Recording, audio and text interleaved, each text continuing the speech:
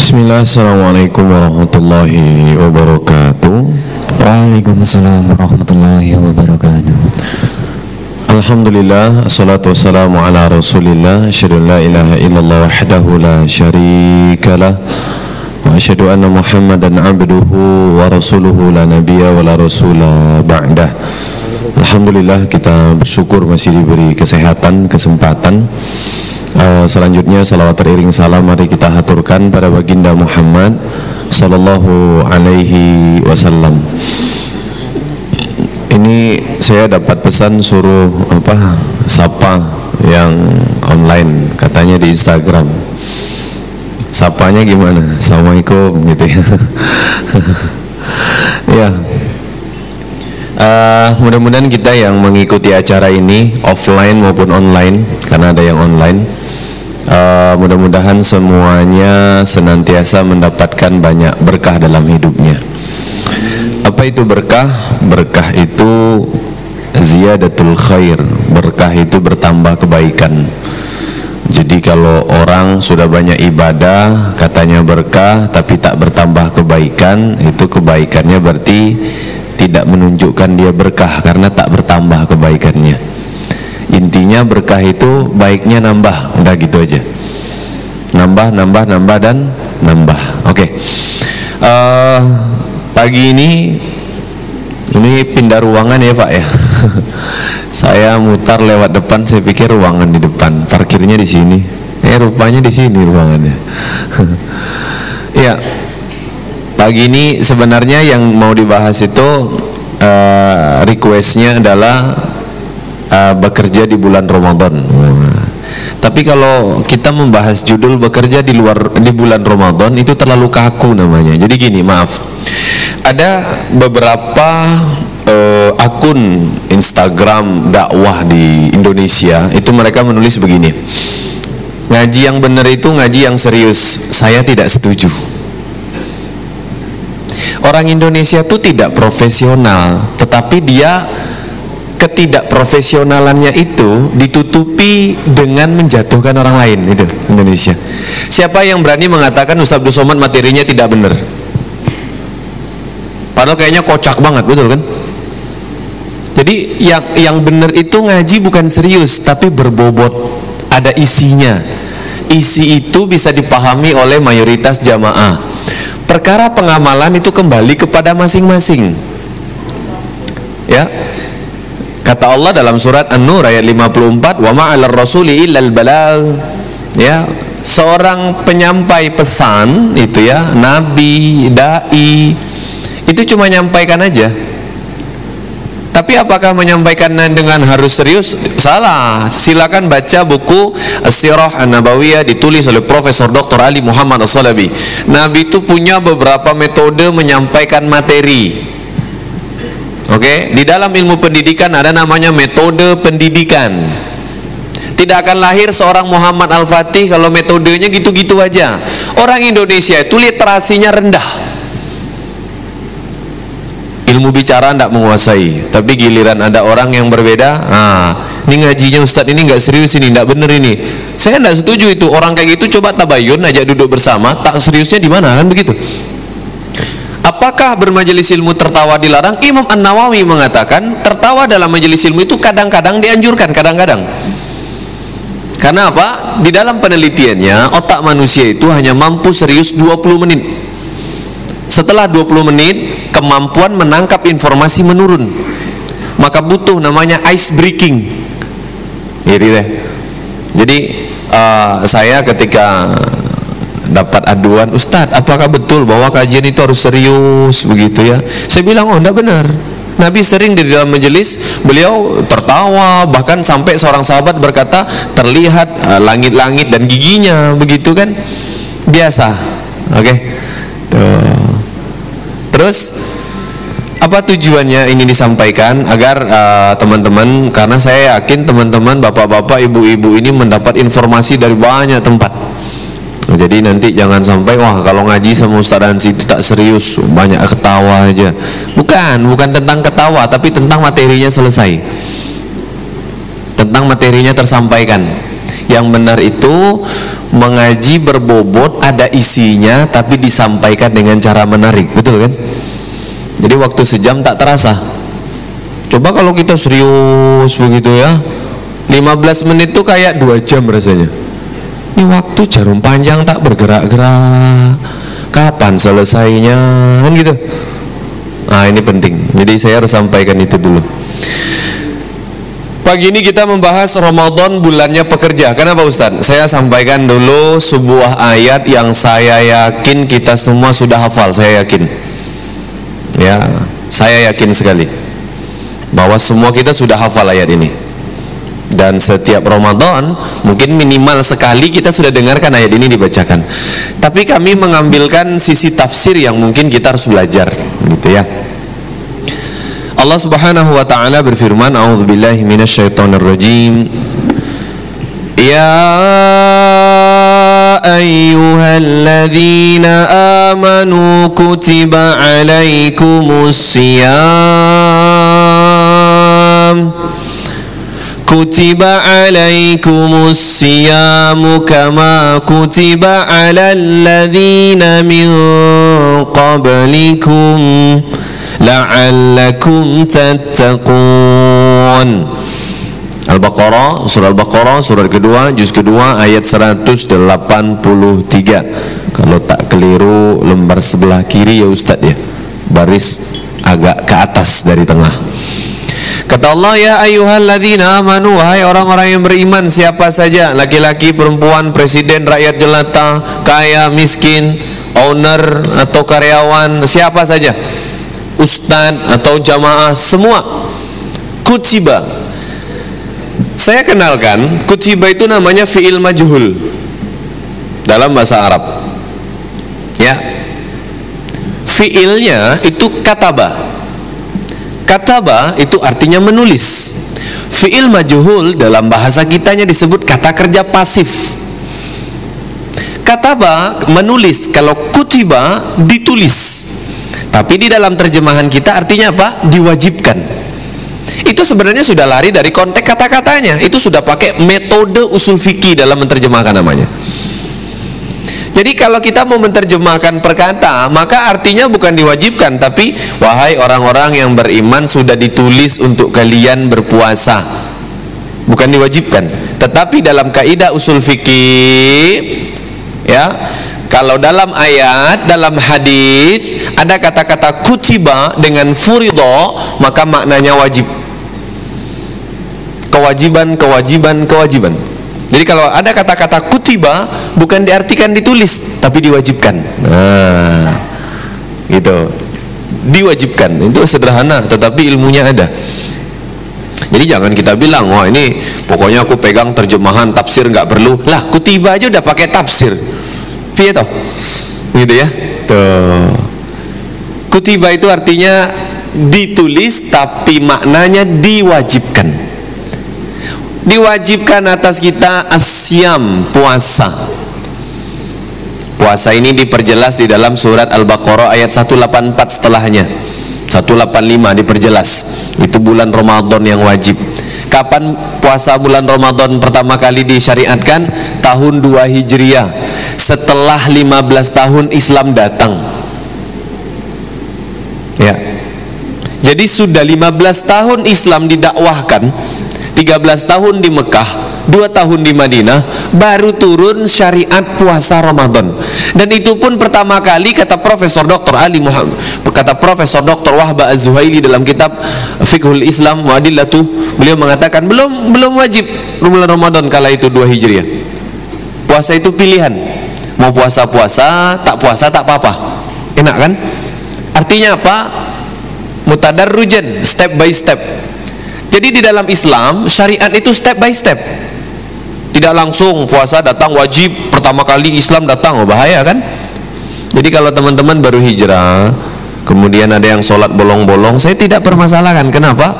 Step by step. Mungkin bulan ini bolong, mungkin bulan besok udah enggak, kan gitu tuh. Mungkin tahun ini masih bolong, mungkin tahun depan sudah enggak, gitu kan, gitu ya. Ya sama, yang lain juga begitu, step by step. Al-Quran itu 23 tahun kan turunnya, gitu ya. Diwajibkan atas kita puasa. Kapan pertama kali syariat ini turun? Tahun 2 Hijriah, waktu Nabi sudah di Madinah. Oke.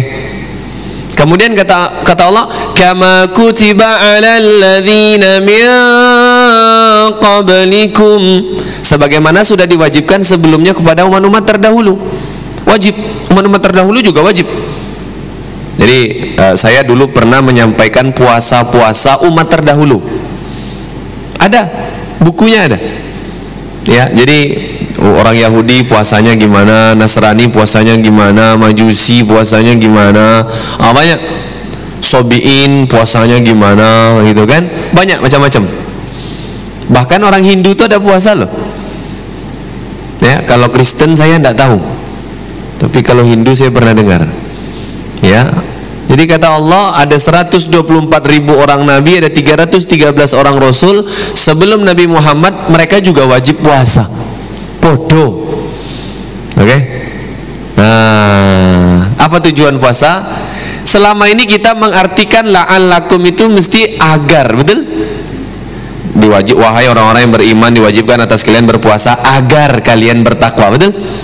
Saya bacakan dari tafsir Al-Jami' li Ahkamil Quran, ditulis oleh Imam Al-Qurtubi Al-Andalusi Al-Maliki, menafsirkan surah Al-Baqarah ayat 183. Kata beliau, la'allahuna, la'alla di sini, la'allakum itu maknanya haqquhum, hak.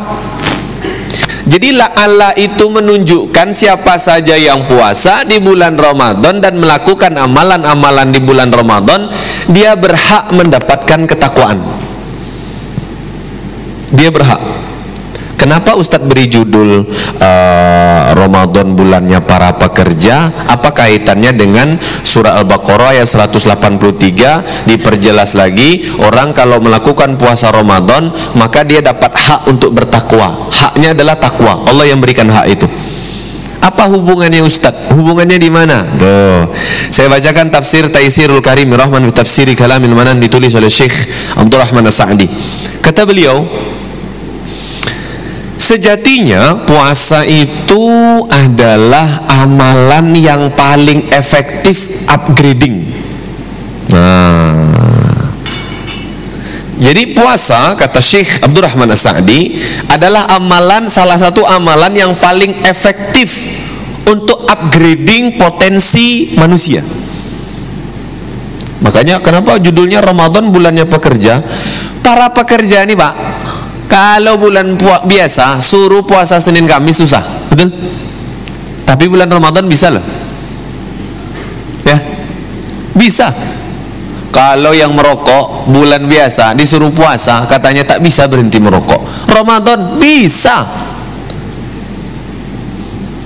Ya, nanti kita bahas ya. Jadi sebenarnya bulan Ramadan itu adalah upgradingnya manusia itu di bulan Ramadan. Nanti kita lihat. Ada satu amalan yang kita hanya bisa nikmati di bulan di jam 1 jam setengah 1 sampai jam sebelum subuh lah, azan subuh. Itu satu amalan luar biasa, namanya sholat tahajud di bulan biasa. Tapi kalau di bulan Ramadan, tahajud qiyamul lail ada istimewanya. Kenapa? Boleh dilakukan setelah isya. Itu kan namanya sholat taraweh. Di zaman Nabi tidak ada namanya sholat taraweh. Di zaman Nabi namanya tetap qiyamul lail, namanya sholat tahajud. Dilakukan oleh Nabi 11 rakaat, tapi 8 rakaat tahajudnya itu sekali salam. Ya, panjangnya 15 sampai 30 menit per satu rakaat.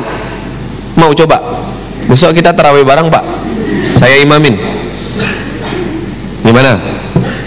Kalau 8 rakaat, anggaplah misal 15 menit aja satu rakaat, sekali salam. 2 jam ya berarti ya? Kuat? Saya pernah tahajud sama istri saya 2 jam. Ya, habis sholat itu pusingnya. Nah, besok aku tidak mau bang, sholat sendiri-sendiri aja tahajud deh. Katanya mau jadi solehah. Benar Bapak Ibu? Ya, baca mungkin 1 juz atau 2 juz gitu kan, tapi agak tartil. Ya, karena iman menurun. Zaman Nabi iman masih kuat, zaman tabi'in kuat, zaman tabi'in kuat, generasi berikutnya turun iman. turun, maka ada jedah dan duduk istirahat di sholat tahajud itu. Jedah atau duduk istirahat di dalam bahasa Arab, sekali istirahat namanya tarwih, 2 kali istirahat tarwihani, banyak istirahat 3 ke atas tarawih. Jadi sholat tarawih itu adalah sholat malam di bulan Ramadan yang dilakukan setelah Isya, dan ada jedah duduk istirahat. Kalau kita 2 rakaat salam, 11 rakaat berarti berapa duduk? 5-an ya, 5 kurang lebih 5. Kalau 23 rakaat 11 kurang lebih 11, ada 11 duduk ya. Nah itu disebut tarawih tuh. Oke.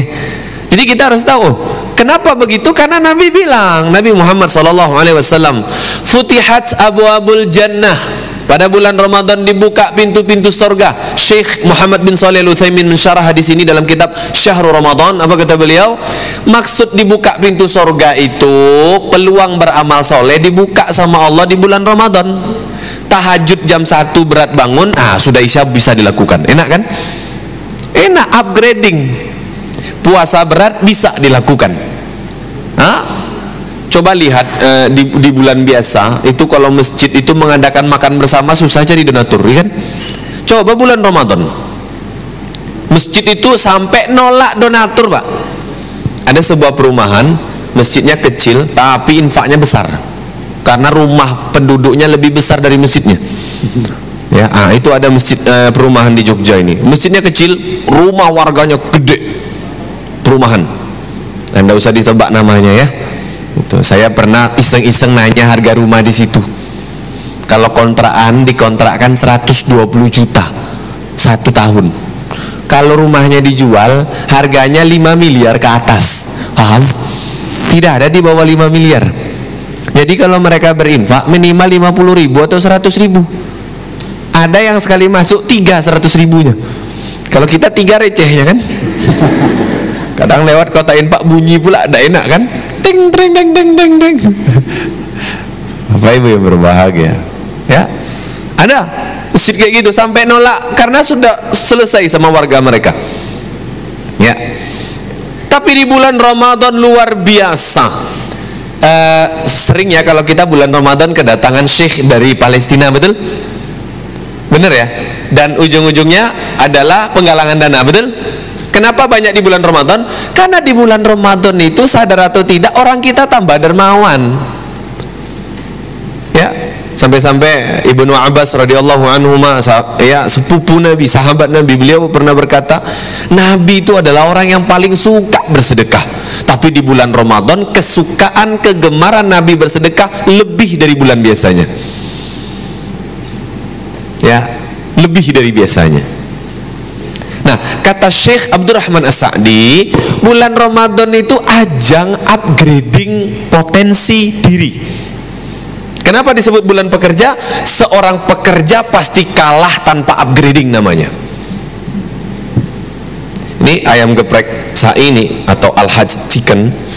Kalau gitu aja terus akan datang ayam geprek-geprek lainnya, betul? Akan datang chicken-chicken lainnya.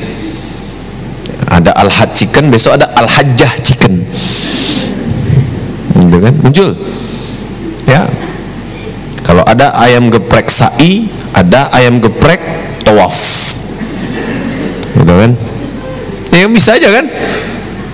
Cuma sa'i, tawaf bro. Gitu kan? Hah? Cuma haji, hajah. Orang pikir istrinya kan? Wah. Gitu loh. Bu Ika buka ini kan, buka ayam geprek juga kan. Teman-teman tahu warung steak ya? Kan ownernya Mas Jody, dekat dengan saya. Kata Mas Jody itu, mereka itu bertahan karena ada menu-menu dan pelayanan yang selalu di-upgrade. Ya, pelayanan, menu gitu ya. Kemudian penawaran gitu ya, beli 1 gratis 1, 17 Agustus diskon 17. Kenapa nggak 99 Agustus kan, diskon 99% kan gitu ya, tanggung gitu ya. Itu namanya upgrading. Seorang pekerja itu tidak mungkin sukses tanpa upgrading. Kita dulu kenal nama Nokia, betul? Nokia itu besar, bahkan menjadi perusahaan telekomunikasi terbesar di dunia pada masanya. Pusatnya Finlandia. Saya masih ingat waktu zaman saya SMA, Nokia yang paling terkenal itu salah satunya N73. Yang belakangnya gitu sih ya, gitu ya. Waktu itu lumayan mahal. Itu ya dulu. Saya masih ingat salah satu paling mahal di kelasnya kala itu. Nokia itu besar di seluruh dunia, konter handphone Nokia kalau sekarang Oppo, Vivo itu ya. Itu kita sekarang ya. Lalu dulu Nokia. Kenapa Nokia itu kalah? Tidak upgrading. Mereka upgrading fitur-fitur, tapi lupa orang upgrading ke bidang lain. Ketika Apple, Samsung itu ya mulai mengembangkan perangkat layar sentuh, touch screen, mulai mereka merambah ke layar sentuh, Nokia pede dengan tombol. Bener kan? Kalau ibu saya bilang layar pencet-pencet dan layar colet-colet gitu ya. Nokia tetap bertahan, masih mengembangkan waktu itu BlackBerry, betul ya? Itu tahun 2008, 2009 itu ya, masih itu. Mulai orang Samsung, iPhone. Ketika Nokia beralih ke layar sentuh, terlambat. Apa yang terjadi? Nokia bangkrut. Nokia dibeli oleh Microsoft. Jadi kalau ada hari ini produk namanya Nokia, bukan punya Nokia, punya Microsoft. Tanpa upgrading kita kalah. Itu pekerja. Pasti dengar nama Matahari, betul? Ya, sampai jadi gini, ada seorang anak tebak-tebakan sama mamanya. Ini tolong ya ibu-ibu ya bapak-bapak, kalau sama anak tuh ngalah aja. Ini tebak-tebakan sama anak malah jadi ajang debat. Ini ada anak-anak debat tebak-tebakan sama mamanya. Dia bilang gini, Mama tahu nggak kenapa kenapa mall itu panas? Mamanya bilang, ya mungkin karena di WC dek. Kan mall itu dingin, banyak AC. Mungkin kalau panas di WC, kata mamanya. Mamanya orangnya logika banget lah. Anaknya bilang, ya tetap dingin mah, WC kan tetap dingin. Apa ya, setelah lama akhirnya mamanya menyerah. Udah nyerah, nggak tahu. Kata anaknya, karena ada matahari. Mamanya bilang gini, ya nggak semua mall ada matahari. SCH kan nggak ada matahari. Anaknya nggak jadi surprise mama Pak Ibu ya. Mbok yo kalau sama anak tuh, oh mbok yo begitu gitu loh. Ini malah didebat. Sama anak tuh ngalah aja. Nah, ini matahari, tentang matahari, maaf. Jadi matahari itu kan besar ya, gerainya besar. Di mana-mana mall itu rata-rata ada matahari. Saking tebakan itu muncul karena mayoritas mall ada mataharinya, makanya tebakan itu muncul. Ya. Tapi mulai orang buat jual beli online, betul? Mulai datang namanya Tokopedia. Ada juga masuk mulai Bukalapak, OLX, betul? Yang agak baru Shopee. Nah, itu ya. Apa yang terjadi? Matahari pengen bikin matahari online, nggak ngangkat sedikit pun, nggak ngangkat. Perputaran uang Shopee itu ngeri. Tokopedia, Bukalapak ngeri, OLX ngeri. Oke? Tanpa upgrading, dunia pekerjaan akan hancur. tanpa upgrading.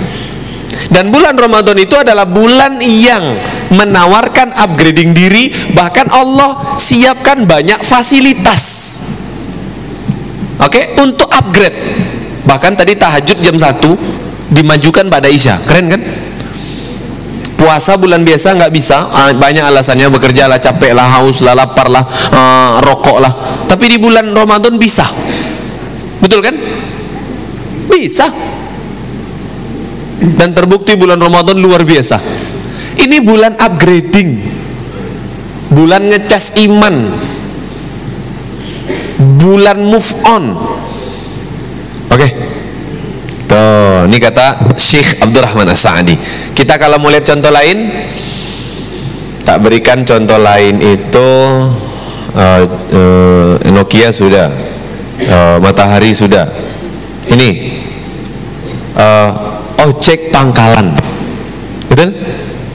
Dulu ojek pangkalan itu ya setiap perempatan, setiap mau masuk desa, mereka menguasai, betul ya? Sampai pernah awal-awal ojek online datang itu bentrok, betul? Taksi dengan taksi online bentrok, betul? Sekarang yang berkuasa siapa? Online, lebih mudah diakses.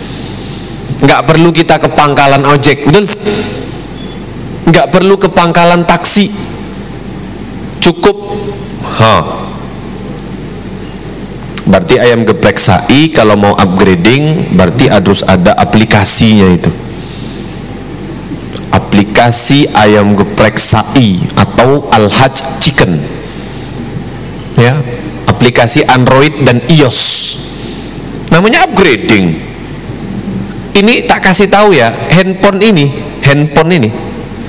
kalau kita punya aplikasi, Pak, tak kasih tahu. Saya tidak menawarkan jasa aplikasi, jangan salah loh ya. Saya tidak jualan aplikasi loh, tidak punya jasa buat aplikasi loh, jangan salah loh. Ini kebetulan, jadi ada banyak murid saya itu punya usaha yang sudah se-Indonesia, mereka itu ngembanginnya lewat aplikasi juga.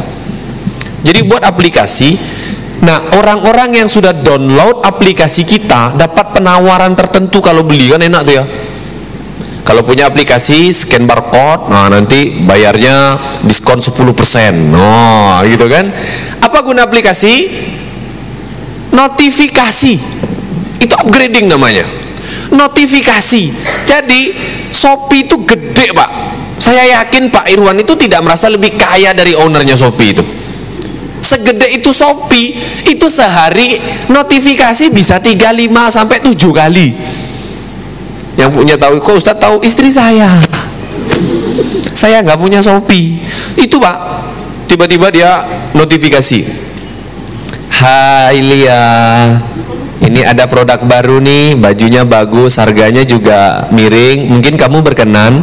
Notifikasi setiap hari itu, sehari berapa kali? Saya punya Pak aplikasi yang saya download itu karena saya sering beli produknya H&M dan Uniqlo. Itu mereka notifikasi setiap hari. Hai Ransi, ini ada celana baru, ini bagus, lagi trendy, harganya juga miring kok.